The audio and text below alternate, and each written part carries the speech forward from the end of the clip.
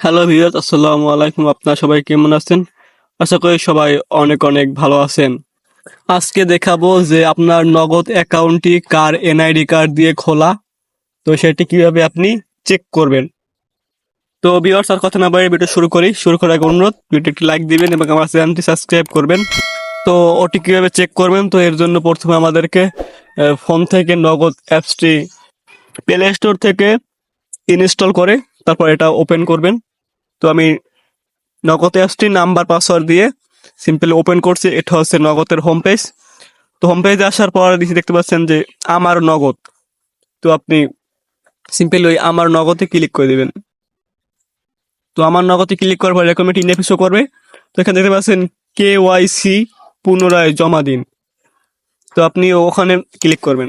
Click করার পর এখানে দেখতে পারবেন যে আপনার নগদে কোন এনআইডি কার্ডটি এখানে বসানো আছে বা কোন এনআইডি কার্ডটি অ্যাড করা। তো দেখতে পাচ্ছেন আমার এখানে কোনো এনআইডি কার্ড অ্যাড করা নেই, কারণ আমি যখন নগদ অ্যাপসটি খুলেছি বা নগদটি খুলেছি তখন কোনো এনআইডি কার্ড দিয়ে নগদ অ্যাপসটি আমি খুলিনি। মানে এখন কিভাবে বুঝবেন তাহলে এখানে কার এনআইডি কার্ড অ্যাড করা আছে। তো এখানে হচ্ছে যে যার নামে সিম রেজিস্ট্রেশন করা, এখানে তার এনআইডি কার্ডটি অ্যাড করা আছে। তো সেটা কিভাবে দেখবেন? তো এর জন্য সিম্পলি নিচে দেখতে পাচ্ছেন যে পরবর্তী অপশন।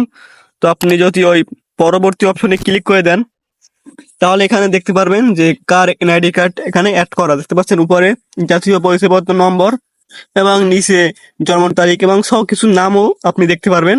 এটা এনআইডি কার্ডের নম্বরটি আপনি মিলিয়ে নেবেন যে কার এনআইডি কার্ডের সাথে মিলে আছে, তো তাহলে বুঝবেন যে কার এনআইডি কার্ড দিয়ে নগদ অ্যাকাউন্টটি খোলা। তো ভিডিওটা ভালো লাগলে লাইক, কমেন্ট এবং শেয়ার করবেন।